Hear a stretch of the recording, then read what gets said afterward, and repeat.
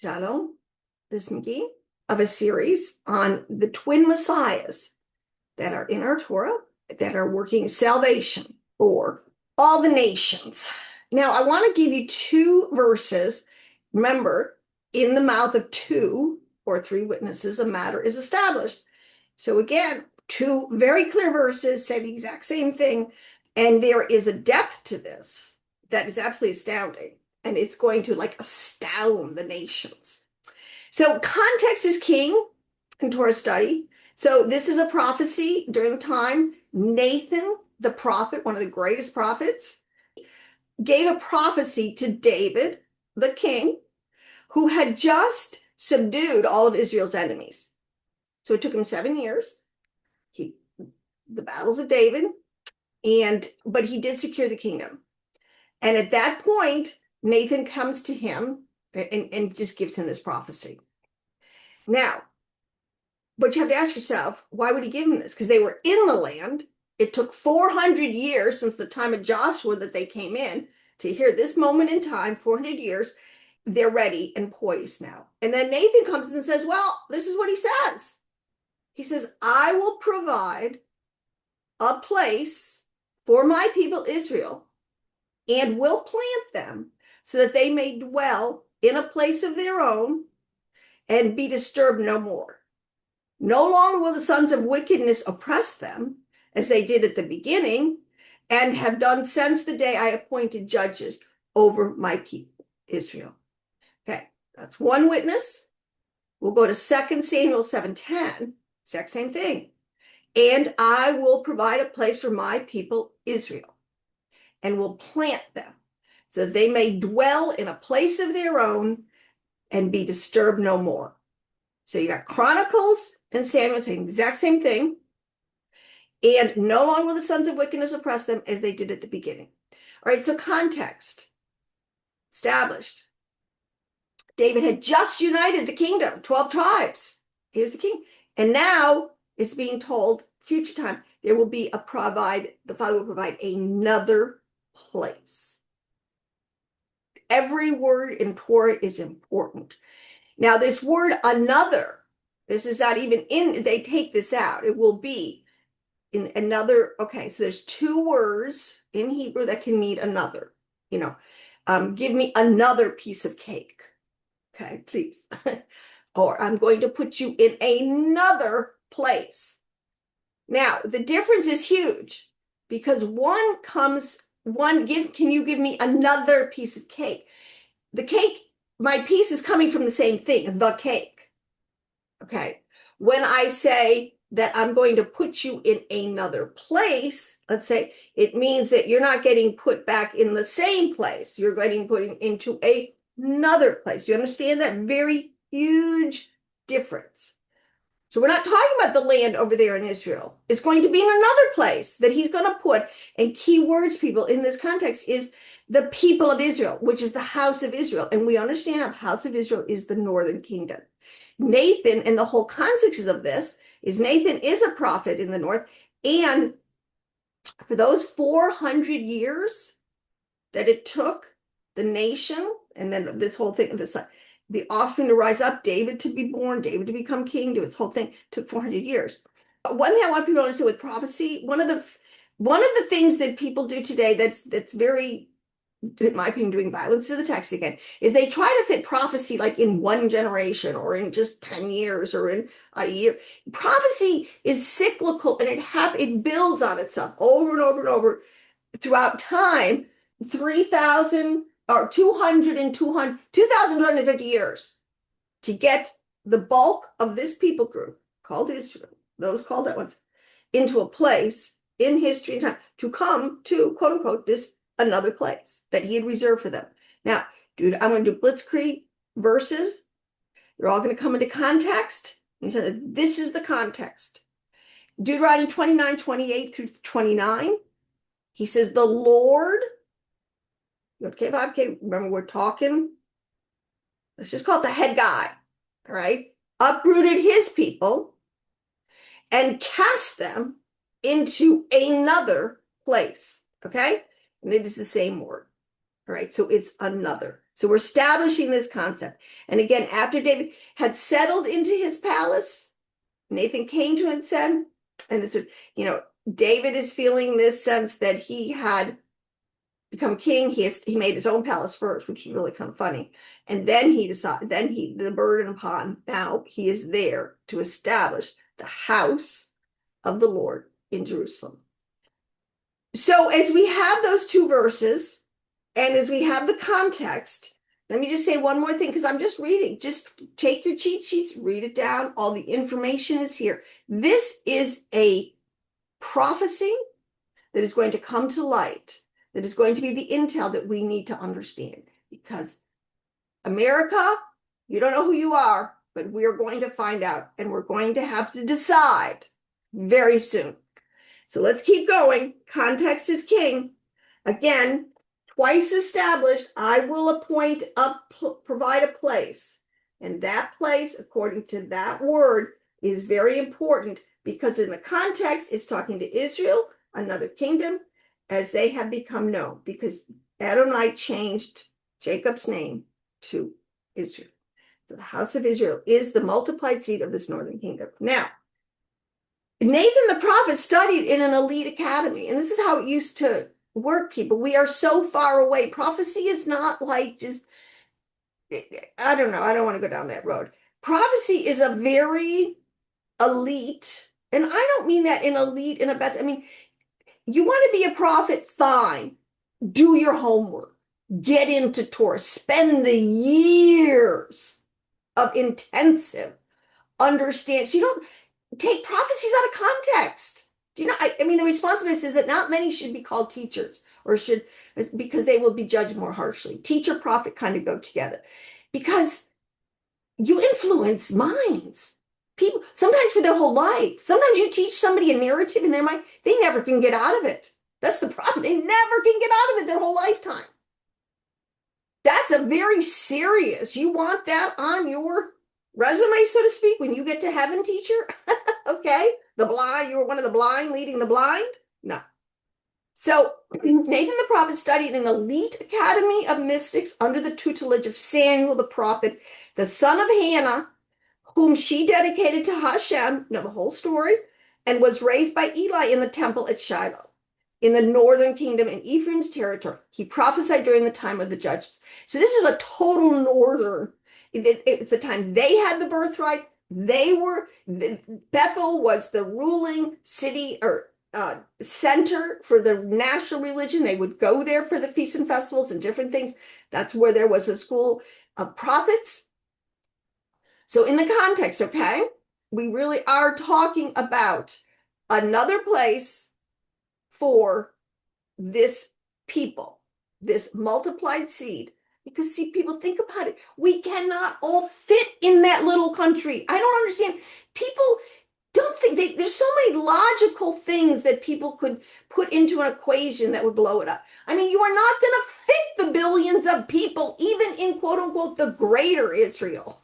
Okay. So there's got to be another plan. And there is. There always was. And now it's going to be revealed. This is a secret being revealed right now. Doesn't mean it's like, see, take that Gnostic gaslighting out of your mind, okay? It's not that you're never to know. It's not that there's some hidden knowledge. It's not some taking you down. It's the fact that it's deeply embedded because it's not time. It's there. The Torah sages have always known this, like they've always known about Messiah ben David and Messiah ben Joseph, watching the whole thing play out. But this is, all right, so let's just keep going. Now, on the back side of this, let's just keep going from these, okay? And you always got to get context. This little tiny country is just placeholding the city of the king, all right? And the world will just not settle down and let it be. So, now Israel, this is really important too, because there are levels to understanding, but Israel, the Israel of God, the part of the people, there's quote unquote, this Israel of God, this collective group of people that will have been pulled out of the whole earth. It's like a harvest. The seeds have been growing. Everybody's coming up. And now there's going to be a harvest from there of the people who have stayed loyal, faithful to God, to the God of Israel. Okay? Now let me just say, because this is, what is Israel today? Well, on its highest level, people, Israel is not a nation. It's not an ethnicity. It has nothing to do with what religion you were born into. It is an attitude. It is your life, success or failure. Let me put it this way. Israel means he who strives with God, okay? We all do. Life is not easy, people. You have to work out your salvation. If you want to stay in faith, it takes a lot of work today to keep yourself in a faithful position and not like freaking out and all right. And so he who overcomes, he who perseveres, he who gets himself through the matrix in one piece and comes out in faith, still believing that God is good and God loves me and God has a plan for my life and I'm going to hang in there until I figure this thing out. That person is known as a prince of El. That's what Israel is. It's going to be a people from all the earth. There's so many mysteries. I won't even go down some of these rabbit holes, but who will finally have overcome. And they are then worthy. All right. And they are known as all Israel. Now, there is a literal Israel, like I said, you can name it on a map. There is that group of the northern sea called Israel, the house of Israel. But in the totality of the thing, from Jewish and Christian perspective, those who were called up, and don't push on. This is what it means. So what does it mean to bless Israel? You just better bless everybody because you don't know. The Torah tells us very clearly, people, you don't know the inside of somebody's soul. So you don't know if they're Israel or not, and you just better bless them. Bless people. Bless God. You don't want to take a chance, all right? Because he watches over his people. Yes, the nation of Israel is placeholding over there. Get over it, okay? But the people in the world who truly have plugged in to this God of Israel and are doing everything in their power to be faithful to him and his word, that's Israel. All right? And you will know them by their fruit, and they're everywhere. Now, let's just move on. Because, again, I said here in Genesis, this is another, let me tell you the other context for this word, another. All right? I'm really sad. It is another place. He scattered them, and he sent them away. And now he's going to start, this has taken thousands of years to do, people. He started to gather them together and bring them to this other place. Now, but that word is also used in Genesis 4:25 and in Genesis 22:13, and it implies, again, this concept of replacement, that something is different. It is not something of the same kind. It doesn't come from that same piece of cake. It's something totally different. And that was the story of Eve when she gave birth to Seth. And she said that Yah has given me another son instead of, in place of, because Cain and Abel, who had died. So we're talking about another whole different person. Okay? It's not the same Abel, like reincarnated or something. This is Seth. This is a whole different.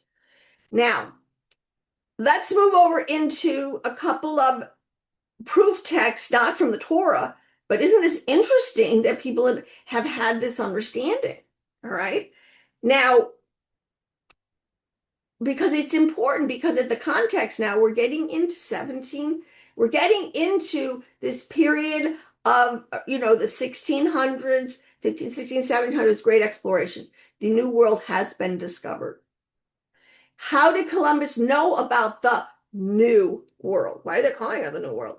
And why did he consult maps in Ireland to seek routes to this new world? So two things here, people. It was known. Again, history gets lost, history gets found. The whole point, they knew about the New World. There's tons of artifacts, archaeological artifacts that show there was definitely people groups in this area, in this continent. But listen to this. Now, I'm not going to tell you who wrote this until the end.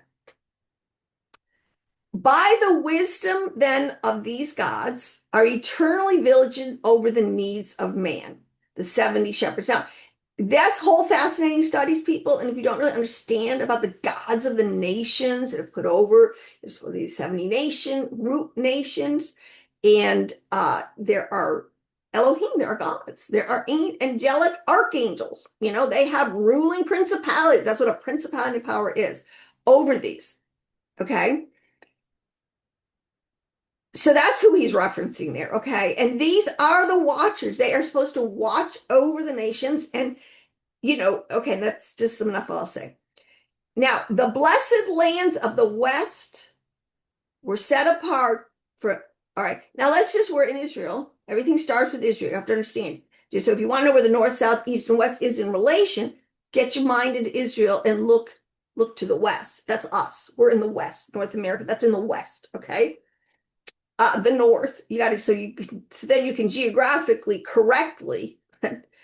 Okay, so it says here, the blessed lands of the West, which we established is North America. I mean, you keep going west, that's what you're going to hit into. You're going to leave the gates of Hercules. What do they call that? You leave the Mediterranean in the Straits of Gibraltar, and there was some huge, I believe they were huge. Colossal statues there. That's what the ancient history says. So you would leave that area, you go into this vast ocean. It's like, oh my gosh, what's out there now? So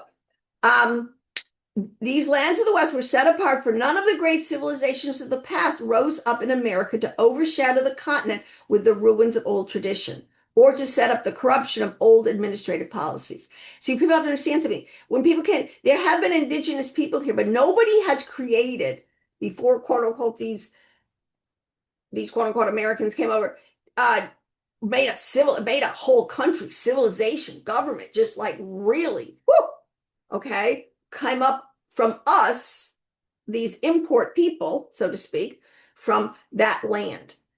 Although you had indigenous peoples there who had lived nomadically and different, but nobody built like a Babylon, an Assyrian, or some of these great civilizations. It waited for us for this time, for our time, when we start. And by we people, the people who came here were not just white Christian. That's the whole point. Think of it. I think he pulled the Father, immigrant people from all over the world, and they're still coming to this country. Those who are called by God to come. To live in America is a gift. To live in America today, when you understand, is like you're just reaping some of the righteousness of your ancestors who chose, who persevered and overcame and were part of all Israel, and were now part of receiving this blessing. So believe me, there is something biblically to this concept of American exceptionalism. God brought and is continuing to bring some of his people, key people, to this land. Now, because it's America. That's the whole secret, people. We're not Babylon, even though we got tons of Babylon in our soul and we got to get rid of it. But we are not. We are this another place. Okay, now let me just keep going. All right, so it says here that no great civilizations came up in America, and that's the thing, is because eventually these great civilizations, they get corrupt. They need to come down. This is the whole story. Egypt, they got too powerful. They just started to, like Pharaoh, just forget God, forget the high God. I'm a God. I can do what I want, and I can oppress the people or do whatever I want. The Father always comes in. This is where, he steps in and nations get judged. But the point is, no foreign nations came to this continent in times past, before the great exodus from the East started to America. Okay. There were no permanent settlements here and or attempted any program of colonization. It was in that period of time. And so this is what the result was. See, this is what's interesting. So the soil was not impoverished by thousands of years of intensive cultivation, which is a lot of the problem in Europe, a lot of problems that the land, unless you steward it, it is going to get depleted and it is going to become a wasteland. So that had not happened here. So nor were the natural resources ravished to supply the sustenance to maintain and wars and endless feuds. Okay, that is the history too. Also, England, and it's all in the history. It's so fascinating because a lot of tribes, again, during the history, had migrated up to England. Very clear. On one level, it's called the Islands of the Sea. It's a Gentile enclave that was way away from Jews, but they would mine. They had huge. This is the point. Both the Romans and Israel at the time knew, how do I say this? There was huge trading. It says that, let me just give this little anecdote. Again, my people who was the father of, quote unquote, Joseph? Was the father of, no. Who took Joseph of Arimathea, okay? Historical rumor has it, which would make much sense. He had great wealth, right? He was a very important man. And he could come right into the elite echelons of power at the time and ask for the body of Yeshua. So he had connections. He was a tin miner. He was one of these like entrepreneurs who would be going up to England and overseeing the mines if they're bringing the tin and the silver and these things that they would need back. And the Romans were totally into that. That's why they wanted to control Israel, because we had these connections and use it for their armor, use it for their weapons of war or whatever they needed.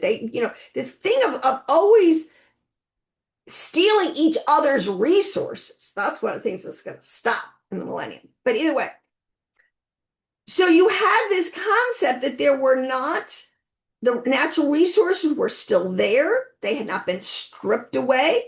It was a better way of life here, for had been established that here man could build a future free from tyranny, intolerance. And let me just say one thing. This is why we love to go to Europe today and look at the cathedrals and do this whole, which I've never done, but I guess that's what people do, these castles and everything. But you don't understand how despotic, for the remnant, especially, both sides, Jews and Christians, or just Europe was not a fun place. There were always wars. Those nation states were constantly fighting against each other. The people were impoverished. It was a kingly dictatorship usually, and usually they were kind of always. So it was not a great place, even though we love to go back and romanticize it. All right. People wanted to get out of there, and desperately. And that's why these people would go across an ocean in very primitive means. They would to escape. So painting that backdrop, who said that? Honestly, God, Manly P. Hall. Now, if you know anything, Manly P. Hall is like, well, he's from the other side. But how did he know this? And why would he write this? See, people have to understand, we are stupid, but our enemy is not. He knows what's going on. So when they came, so the wheat and the tares grow together, right? So the wheat came over here. The Father drew people here to experience what he had reserved for them, which was huge blessings. They say, that America, I love to read, and I have some of my own, these anecdotal diaries that people used to keep. And one guy would say that many people would that you can come to America, man, you can throw in a crop and man, it'll grow, it'll just multiply. It's not impoverished. It's like the soil of America was so amazing. People couldn't believe how easy it was once you cleared the land to grow. All right, now we've depleted our own land again, so many things, but the point is this was such a blessed place. It was so apparent from the beginning. And the history, they have rewritten it so much, but trust me. All right, now that's Manly P. Hall, all right, who knew about it, and they know that this place was reserved for the remnant of God, for the offspring of the house of Israel, primarily for the birthright to come here, because these people carry a spiritual birthright. And when they finally figure it out, here we are in the United States of America, the greatest country the world has ever seen, which has produced the greatest middle class, did before it got taken over. The greatest, see how they attacked us? They took away our wealth. That's what happens when you don't follow God. Your enemies come in and strip your fields, strip your lands. What do you think's going on today? We're the debtor, right? We owe everybody money.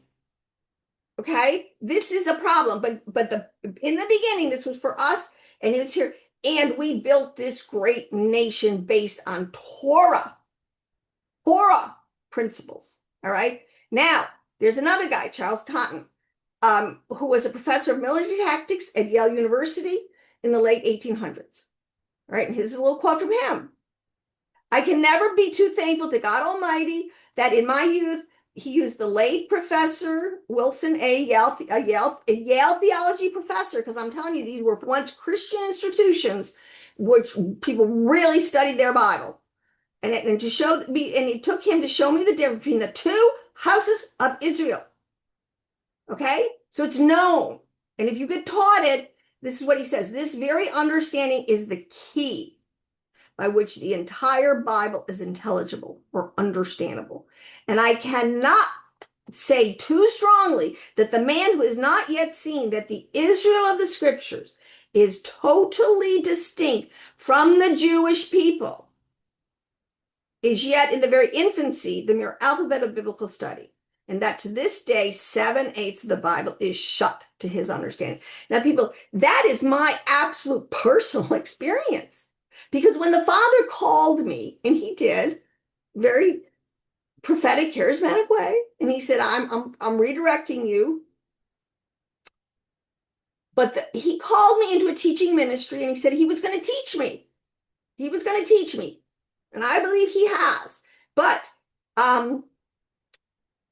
my point being, the very first revelation that he gave me, the very first, I remember distinctly, one day I sat down and I said, all right, Father, because I was floundering a little bit, trying to figure out how's this thing going to happen?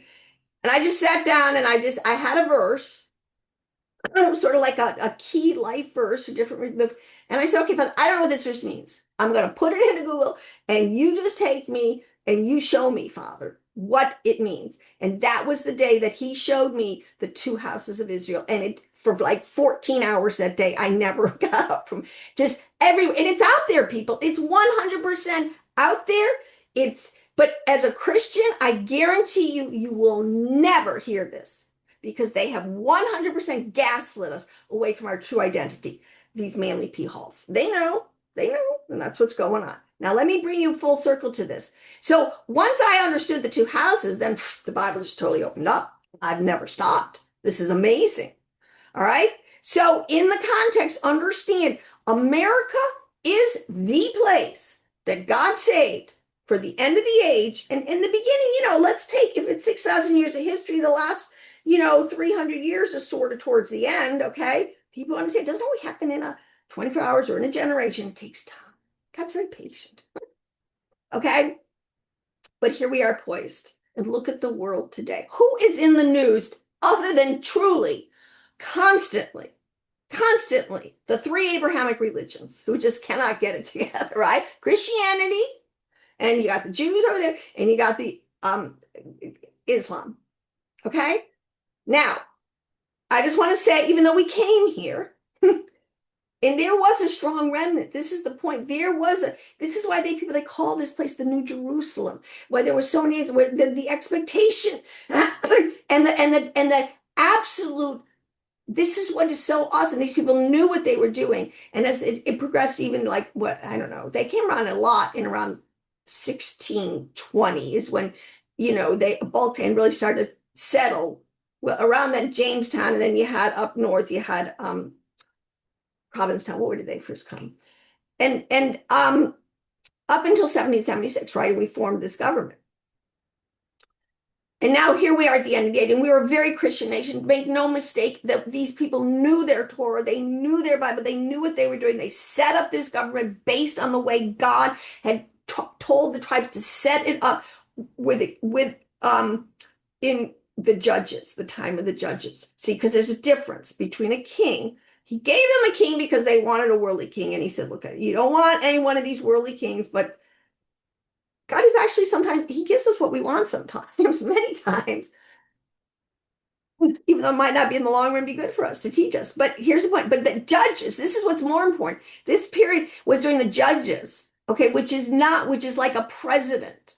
Okay. It's not a birthright lineage bloodline authority that goes through the generations, like the Kohanim or like okay. A judge is somebody, anybody can rise up and get to a level of Torah wisdom and understanding in which they have enough, they are recognized as someone who can lead the nation, right? And that's a much better system. And then for a season, and then they leave and somebody else comes in. So power is not concentrated generationally, right? But either way.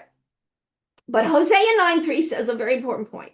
It says, they shall not dwell in the Lord's land. But Ephraim shall return to Egypt and shall eat unclean things in Assyria.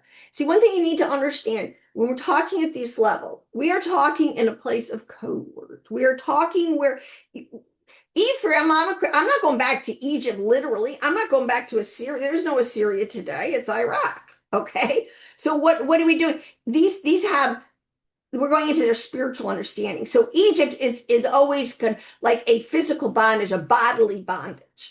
Okay, because they were literally in Egypt, stuck there with overlords who would not let them go or let them have their own lives. All right.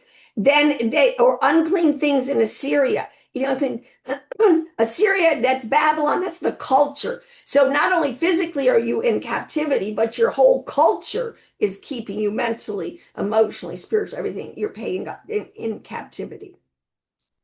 So Egypt and Babylon truly represent our body and our souls in captivity. Now, let's continue to go onto this next page. This is AP3. See, I have these coded. It's appointed place, page 3. Every verse you need to flush this out, okay? So the concepts of life, liberty, and the pursuit of happiness totally come from our Torah. That is the promise of the blessings in a nutshell. Okay. You will have, health, prosperity, great offspring. You will be the head and not the tail. In other words, you will be the ruling party, so to speak, and you should, with Torah wisdom. And your enemies will not dominate you. You will dominate your enemies. Okay. Keep them at bay. Now, technically, and this is one of the great mysteries, Father watches over his word to perform it. But if you're not watching, and if you're not watching the long game, not the short game, the long game, all right, there were 2,250 years of captivity from 1745 to 1776. See, when you get into the Torah, you realize how the math works. 7 times 7, and I don't want to go into it. I have other videos that'll go into that. But 745 BC, when they first were starting to disperse, the fascinating thing, there were 3 waves there were 3 waves in which the Assyrian army came and captured the whole northern territory. They didn't do it in one. It was a pretty big territory. And the first one started up in northern, in the territory of Naphtali, and I can't remember the other ones, but it's up northern Galilee. And wouldn't you believe, that's exactly where Yeshua comes, and that's where he starts his ministry of now coming and regathering this people and speaking specifically now to the specific seed that's left. There is remnant still left up in the north. That's why he's up there and he's traveling around and he's finding audiences. All right. But they're very syncretic blend of, but still. So isn't that interesting that where he first dispersed them is where the light of Messiah first shows up and starts to regather the people. I think that's fast. That only God can figure that stuff out. But either way, so historically, that brings us back to a nation that is born in a day, historically, to July 4th, 1776. It fulfills that prophecy. So America, this has to come up, and I will get into why. But if we can grasp truly our identity and understand that we have authority, we do. I mean, we use our authority in the world, but we don't understand truly that it is. See, we think it's us. We think we're so great, or we're so smart, or we're so innovative, and we're all this kind of stuff, which is part of, Okay, but it's not. It's God gave this to us, all right? This is like the reward of the righteous. See, he says, yeah, I will reward you, but it's your offspring that are really going to receive the reward for your righteous behavior. That's why what we do in our generation is so important, and why we affect the generations below us. Their blessings or curses are actually going to come to them based on our obedience in a lot of ways, more nationalistically. I mean, everybody's got their individual, you got to choose. But in terms of, we all do suffer from the good decisions and the bad decisions of our leadership or the people over. So anyways, what I want to get back down to is the promised land. Now let's read this. America it's established, is the promised land, the New Jerusalem, in a new land, in another place, where the offspring could stretch out and have all the abundance of resources to rule the nations. Okay, this is so important because there are two birthrights in the earth. I keep going over this. Judah has one and we have one. And ours is for multiplied seed, I'm telling you. And so that seed had to have a place. That's like, you can't fit us all into it. So get your mind off the land. Jews, quit telling people to come to the land, okay? Because, well, I see your point. Absolutely, I take that back. Because true should, but the bulk of the world's population is not going to do that. It's just not practical. All right. That is a municipality like Washington, D.C. that will rule the nation. That is where the king is coming. He will set up his city and all of its, what's needed around it for administrative. All right. I got a little carried away there, but what's important to understand, I went through this, what's on us is the blessing, the barakah, all right? It's an Ephraimite birthright. It is on us. It is to be fruitful and multiply, and America's government and ideology are 100% Torah-based under a Torah God. That's how we were set up, okay? Now, as always happens, your greatest blessing is usually your downfall because we become so fat. That's why it says, Yahushua, I think that's one of the names, it's become fat, and what others verses, and this is the Laodicean thing. You think you're rich and great and you have all this great, but you're really wretched, naked, blind, and poor, because spiritually we're like, we don't have a clue. And we are now going to begin really working.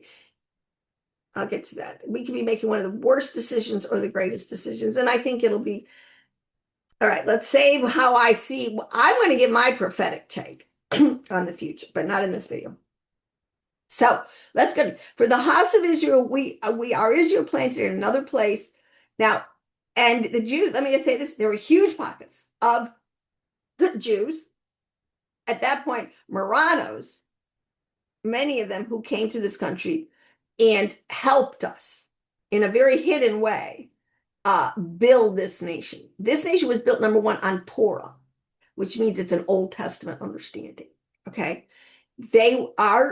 Praise God, our forefathers were so biblically literate. They saw these things in the Torah, all right? And this understanding of blessings and curses, that's why it was so important. They set up our government and they wanted good people in offices. And why?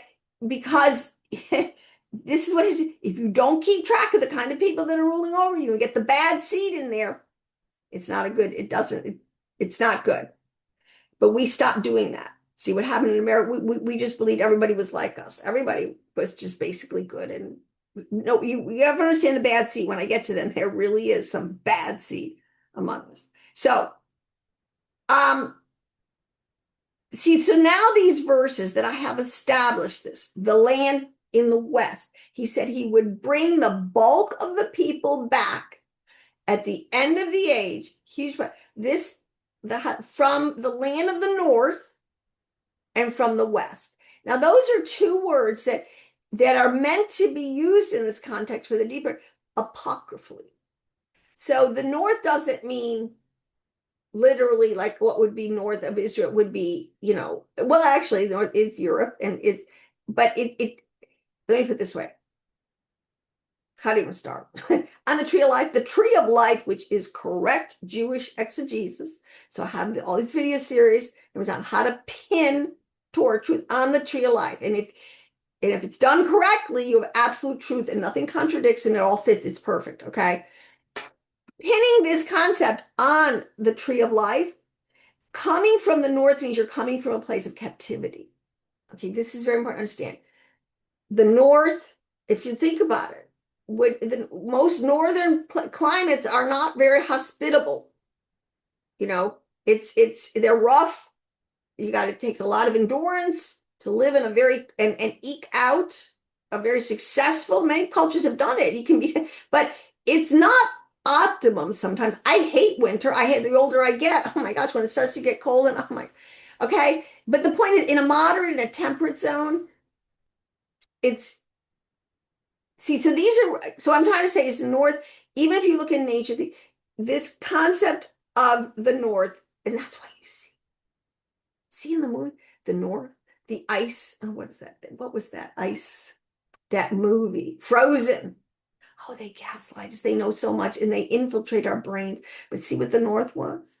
It was all positive. It was this ice castle. But anyways, I digress. But I'm saying, so the north is a place of captivity. Just trust me. All right. The west always represents, and these got the end of an age or the end of a cycle, because the sun is our biggest archetype, right? In a sense, rises in the east, which is equated biblically. So in the east, with the beginning of something. So then you fast forward to the west, where's the sun sets. Well, that's in the west, and that's sort of then if we did this whole progression, that would be like at the end of the day or the end of the age, because day is the word yom, can mean, hey, a day can be 1,000 years biblically, or a day can be like it's like an age, and maybe not a distinctly beginning and end, but a period of time. You know, we live in the age they call the age of reason. There was this, you know, or it can mean, you know, very specifically a 24-hour. But we're talking about the end of the age. The end times is a season. It's not like one generation again. It's a buildup. Okay. Israel had to come back to the land. Israel had to get established. Trust me, the king is doing this stuff, people. Yes, the tares are there trying to wreak havoc, but the point is, bottom line, God is in control. Now, let me go into a couple of verses here. Oh, I want to make one more point on AP3, the very top on the right. It says this is a big, where they try to again get too close to the truth. They're always coming in and trying to gaslight you away from it. So this is not British Israelism. When I first got into that, and that was one of the first things that somebody was accusing me of. Actually, my mom, she was, are you into that? What? And I had no idea what she was talking about. And I went and started looking up and I'm going, no, no. Okay. But they're trying to lump us. This movement. The wheat and the tares grow together all over the world. Okay. It is a fact of history that we have been talked out of and have scrubbed away. This concept of the two houses of Israel. I've showed you tons of proofs. It's in our Torah. It's in tons of commentaries. It's in people's writings. Why are we the only generation, who doesn't understand this? Okay. The governmental seat of the firstborn birthrights absolutely went with the tribes of Judah and Ephraim and Manasseh, who contained, again, a double portion. It says it very clearly, a double portion, which is another way of saying they had the blessing on them for multiplication. Okay. And this is another way this is called the seed of Abraham, or it's called Joseph's coat of many colors. And then again, Joseph, house of Israel archetype, Messiah ben Joseph, and he has the whole prophetic significance of Jacob and putting a cloak on him, which is a mantle. You put, a robe like a staff. It signifies your insignia, your rank. All right, in the pecking order. So this is what's so fascinating. We have these two birthrights. One is in America, operating truly the governmental seat for the house of Israel in their birthright is America, is the way our government was set up.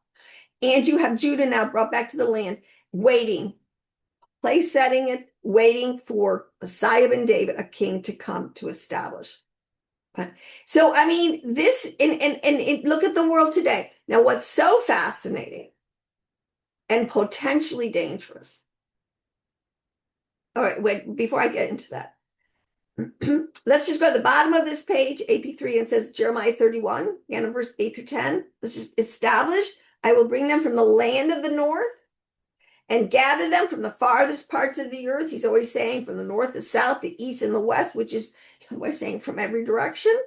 For I am Israel's father, Israel, and Ephraim is my firstborn. We're totally talking about the birthright that is on the northern kingdom, the house of Israel. Okay, you couldn't have two more key words there. Okay, Ephraim and Israel, and he's the firstborn. And the father saying, I am the one who scattered Israel, and I am the one who will gather them as a shepherd who gathers their flock. Again, the concept of a shepherd who had sheep. He said, I have sheep in another fold. I got to go get them. I will bring them in.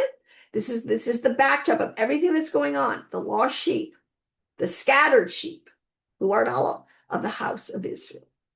So all coming, now why is it so important? Because we have President Trump, even the Jews consider him like sort of a messianic figure, like Cyrus.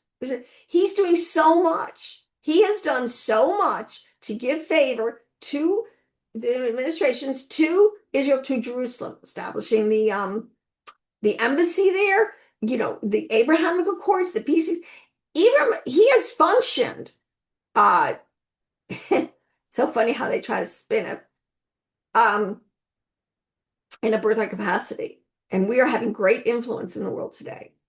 Most of it positive. But what's going to happen? See, now, can you see this? The prophecies tell us that in the last days, all the nations of the world will turn against Israel again. It'll be her moment of crisis, time of Jacob's trouble. It will be a true nationalistic moment of crisis. All right. When again, and at the end of the age, when they think they're established, and I mean, think how it was even 2 years ago. All right. There's a new spirit in Tasman. There's a new spirit that has come into this mix, and it is a deceiving spirit. This is a spirit that carries a lie, it says that everyone will believe a lie. All right. And I hate to say this, and it is in the MAGA movement, and it is splitting us up. And there's Candice-Tucker, this whole concept that they are pushing like a war zone. I mean, this is not even biblically being done, okay?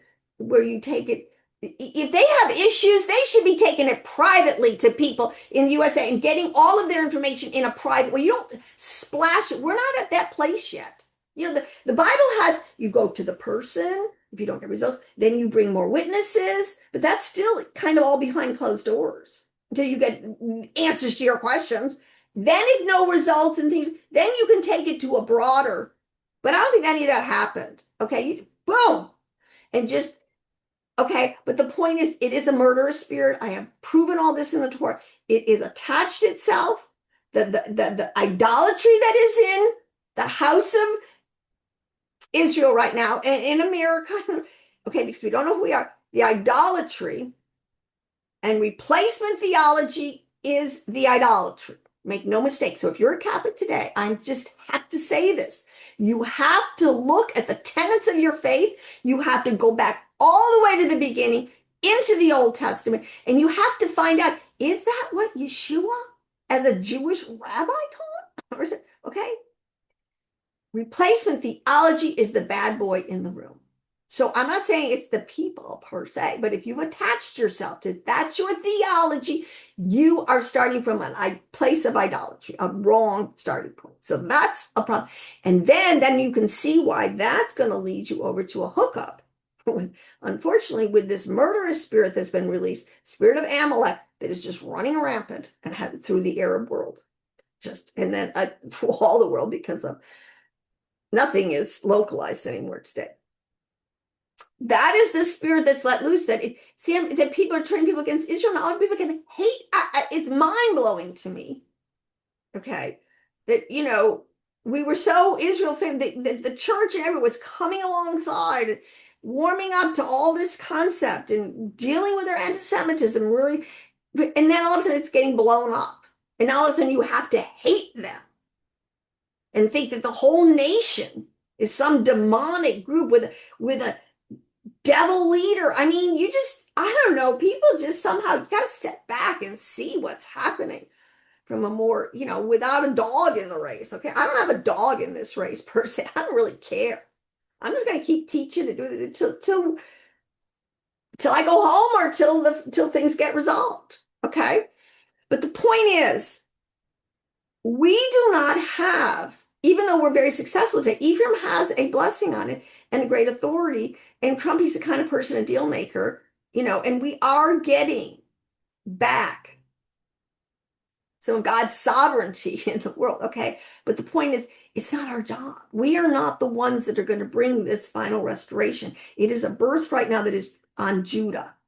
Okay. So what's going to happen and we don't recognize it. We're going to have these dueling birthrights trying to operate and fix things in the world. All right. And that's what's going to be the problem. Okay.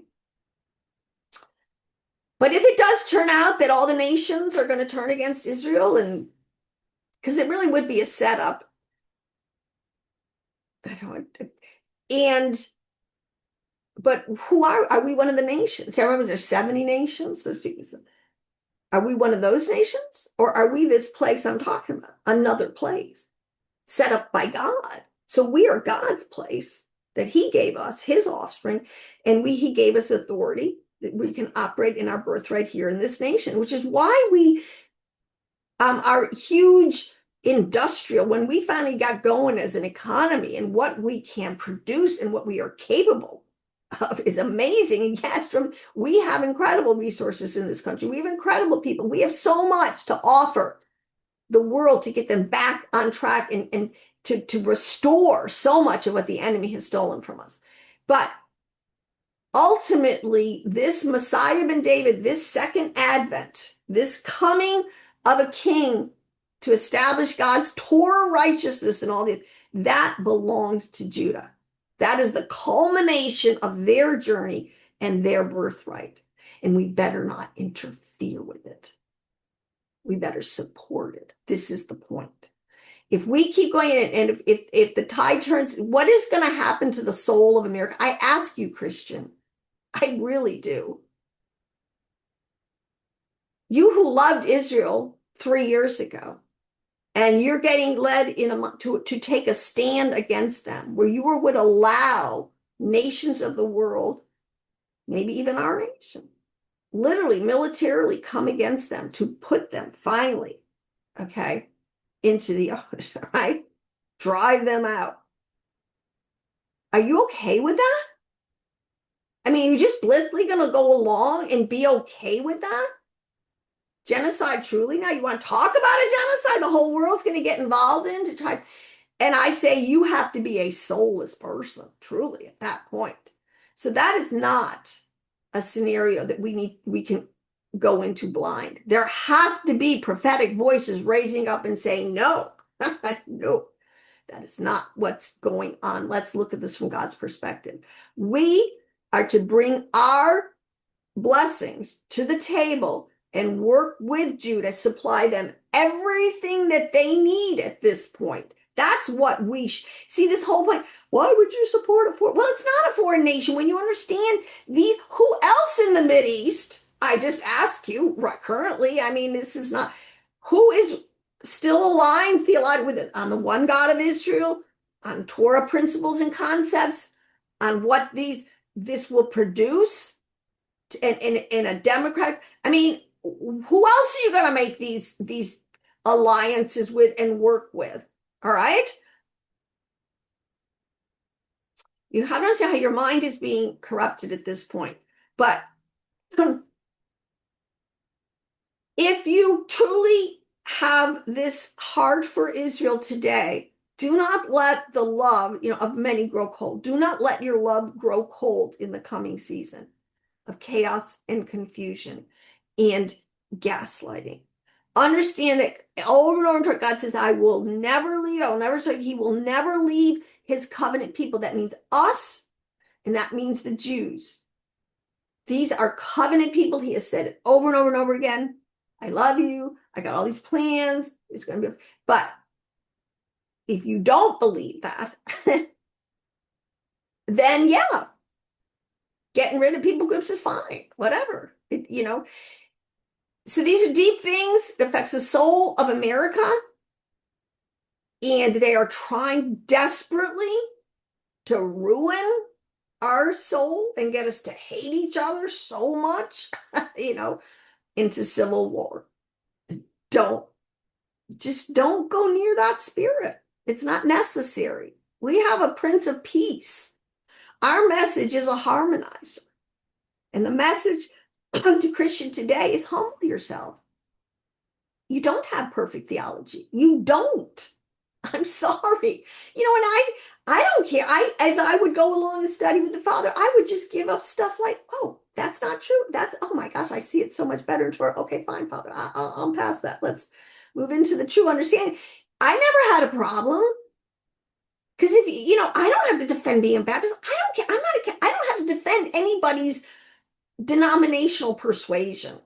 Okay. We're so past that, people. So past that. All right. The land of the north and from the west. All right. And let's just read the verses, just even in Matthew 8:11. And I tell you this, many Gentiles will come from all over the world, from east and west, and sit down with Abraham, Isaac, and Jacob at the feast in the kingdom of heaven. Again, apocryphal. What's going on? But see, when Paul said that this group, this seed, the house of Ephraim, had gone into all the earth, and I just want to say one other little side. When you really study it, there were so many also scatterings, exiles, where Judah themselves also left the land or different and lost who they are. So there's many Jews that are in this pocket of people where they just haven't connected back to their true identity. So God is doing a huge work, and it's working on the souls of Gentiles. It's working on the souls of the seed of Ephraim. It's working on the souls of dispersed of Judah, of the same thing. So it covers everybody. Now, but this feast, and he says he will prepare a feast on a high mountain. Okay. I mean, these are hints to deeper understandings that are not literal. I mean, you're not going to get the billions of people on the world on one mountain. That's just not possible, right? So we got to think, take the outer, we got to think, okay, high mountain. That's really talking about on the tree like Katir. We're going to get this huge understanding. The people of the world, those who are going to be part of all Israel, okay, which is just an attitudinal soul wreath that people can get if you overcome. Remember, the Prince of El, those who are called, are those who overcome. All right? It's all the stuff in your life, because we have an enemy of our soul who's constantly trying to. That's the story. Get us off track. And I just got off track for a second there. All right?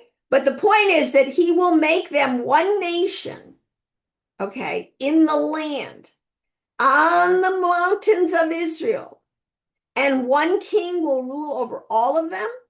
Then they will no longer be two nations and will never again be divided into two kingdoms. Okay. But again, these words have to, in my next video, I'm going to go into some of the more how you take these words and apply them on their more apocryphal, their higher level understanding, so you don't get stuck. So you don't think that the North is Russia. Okay. That's what we're dealing with. And then then the head guy, or whatever, Putin becomes Gog and Magog, the king of. No, it's not. We're not. See, that's literal. I mean, Russia's the only country to them. No, the North is a concept. It's a concept of captivity. All right. And a place you really don't want to live in the North. It's not a comfortable, it's not a hospitable place. All right. The kind of place in the millennium, the concept is it's just ease. Everything is even the weather. You remember that movie? I used to love that. Camelot, and the perfect weather. The sun would always shine. It's always perfect. All right. That's the concept, the pleasantness. See, he's bringing us into a pleasant place. where it's pleasant for our bodies, it's pleasant for our souls, our emotional, our psyche, and it's pleasant for our mind. Everything's at peace. All right. And if every individual in the world would be at peace with himself, peace with his maker, and peace with his neighbor, we'd have total peace, right? Okay. So, and it says here on Zechariah 10:6, I will strengthen the house of Judah and I will save the house of Joseph. What more do you want?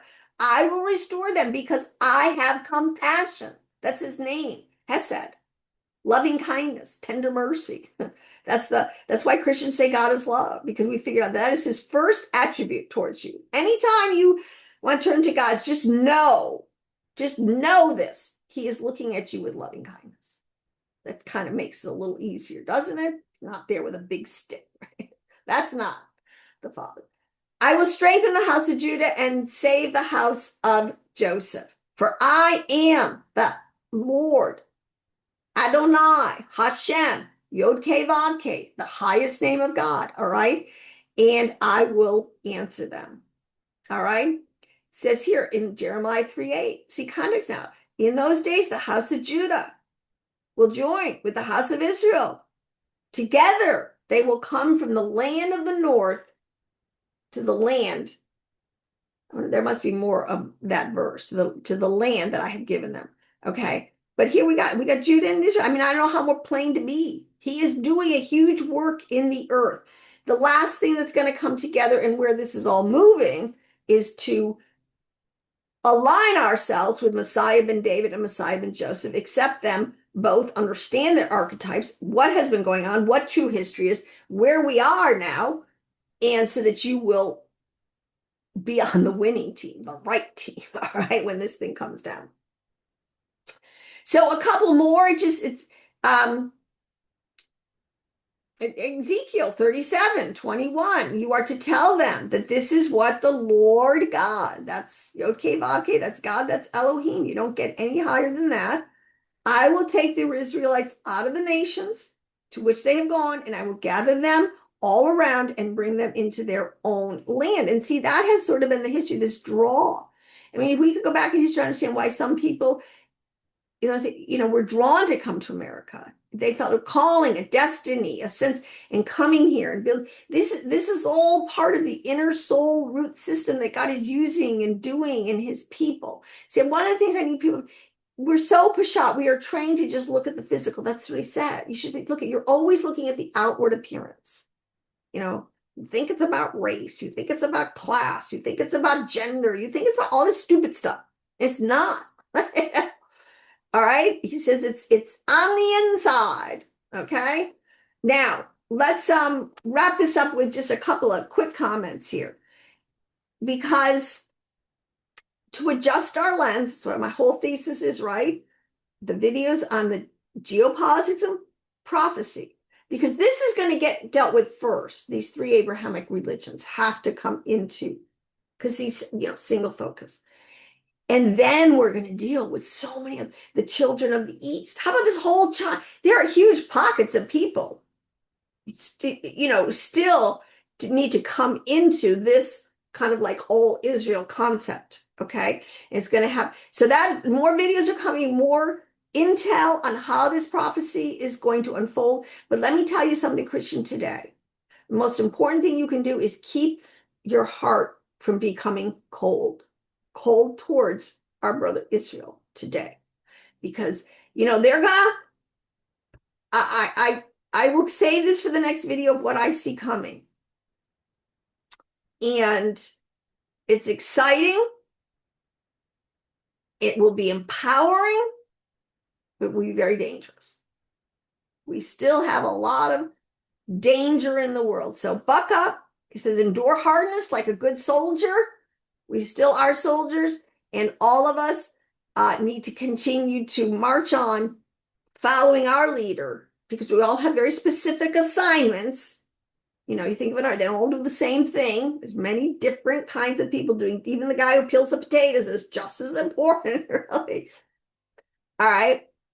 And just do our part and let this thing unfold. But love, peace, patience, goodness, mercy, no evil speaking. Watch and wait. Get oil in your lamp, which means get as much wisdom and understanding as you can before there comes a darkness. I'm telling you, it's just too late. Okay. So on that note, I will be back and